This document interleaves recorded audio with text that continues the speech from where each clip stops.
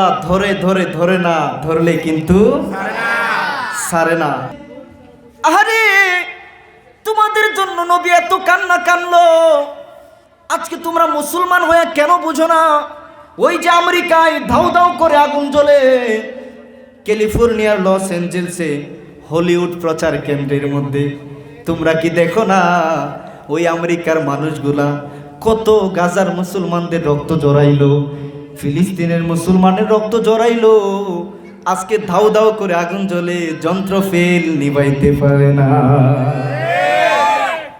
কোরআনে পাকের 18 নম্বর পারা, কত 18 নম্বর পারা 24 নম্বর সূরা, সূরা নূর শরীফের 19 নম্বর আয়াত ধরে কথা হবে। পড়ে নেন, আউযু বিল্লাহি মিনাশ শাইতানির রাজিম, বিসমিল্লাহির রাহমানির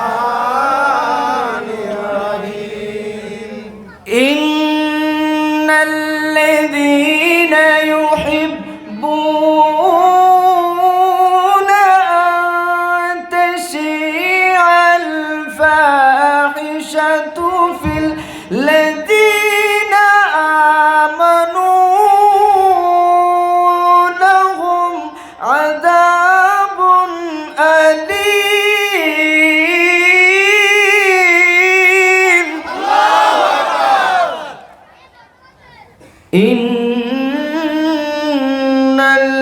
ইন্নাল্লাযীনা ইউহিব্বুনা আন তাশিআল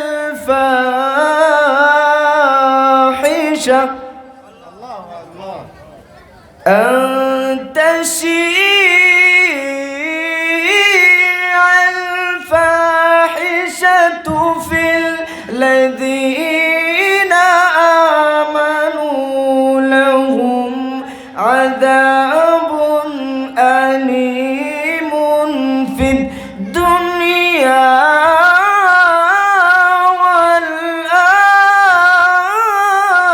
والآخرة। কোরআনে পাকের সূরা নূর শরীফের আয়াত আপনারা একটু মহব্বতে যুবক ভাইরা কি বলতে পারবেন? আল্লাহু আকবার। I request to all of you, খুব খেয়াল করবেন। কোরআন যদিও বা আপনাদের আমাদের সংবিধান স্বরূপ নাজিল হয়েছে 1500 বছর আগে, 1450 বছর আগে, কিন্তু এটাই সত্য all time, wherever you are living, whenever। কিন্তু আপনাকে এটা স্মরণ রাখতে হবে, ইন দিস হোলি বুক আল্লাহ তাআলা সমস্ত দুনিয়ার সকল সমস্যার সমাধান আপডেট রূপে রেখে দিয়েছে। যুবক ভাইরা আর মহব্বতে বলবা না সুবহানাল্লাহ? যার বাস্তব প্রমাণ এই সূরা নূর শরীফের এই আয়াত, আল্লাহ ধরে ধরে ধরে না ধরলে কিন্তু ছাড়ে না। আল্লাহ এই আয়াতে স্পষ্ট বলে দিয়েছেন, হে মানুষ জেনে রাখো, নিশ্চয়ই যারা ইমানদারদের মধ্যে, মুসলমানদের মধ্যে, মানুষের মধ্যে ফাহেসা ছড়াতে চায়, অশ্লীলতা ছড়াতে চায়, আল্লাহর নিষিদ্ধ বিভিন্ন ধরনের বিশৃঙ্খলা, অশ্লীলতা, পাপাচার, ফাহেসা ছড়াতে চায়, তাদের জন্য দুনিয়াতেও লাঞ্ছনা, আখিরাতেও মহা শাস্তির ব্যবস্থা করে রাখছে কে? আল্লাহ। মহব্বতে বললে খুশি হবে, বলেন কে?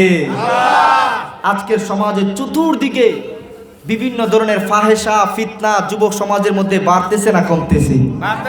সবাই আমার দিকে তাকান।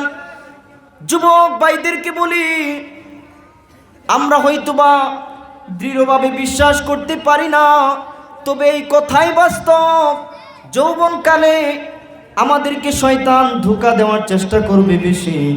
যৌবনকালে রং তামাশা, শরীরের শক্তির কারণেও মনে চাইবে শুধু গুনার দিকে ঝুঁকে যায়। কিন্তু আমরা যদি মন চাওয়া মোতাবেক, নফসের প্রতারণা মোতাবেক চলিও, একটা পর্যায়ে এমন হয়ে যায়, আল্লাহ মাফ করুক, গুনাহকে আর যুবক যুবতীরা গুনাহ মনে করে না। আজকে তাকায় দেখেন, চারদিকে ফাহেসার গুনার রমরমা বাজার, হাতে হাতে অ্যান্ড্রয়েড, যোগাযোগের জন্য ব্যবহার করেন, ভালো কথা। কিন্তু আহারে, এমনও মুসলিম পরিবার আছে আল্লাহর নবীর এত ফিতনা সংক্রান্ত হাদিস থাকার পরেও ওরা কাপল ব্লক করে টাকা কামাইতো। আছে না নাই? ওরা টিকটক করে রিলস বানায়, কত ধরনের অশ্লীল নাটক সিনেমা বানায়, এগুলো সারাদিন যুবকরা শেয়ার দেয়। যত মানুষ দেখা গুনাহ হইতেছে, এই গুনাহগুলা যে তার আমল নামায় আসতেছে, কবরে গেলেও আসবে এই খবর না। মনে যা চায় তাই শেয়ার করে, গান শেয়ার দিতেছে, যুবতী মেয়েদের অশ্লীল নাচ গান নাটক শেয়ার দিতেছে।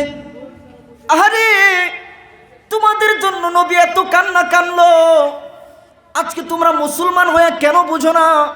ওই যে আমেরিকায় ধাউ ধাউ করে আগুন জ্বলে, ক্যালিফোর্নিয়ার লস অ্যাঞ্জেলসে হলিউড প্রচার কেন্দ্রের মধ্যে তোমরা কি দেখো না?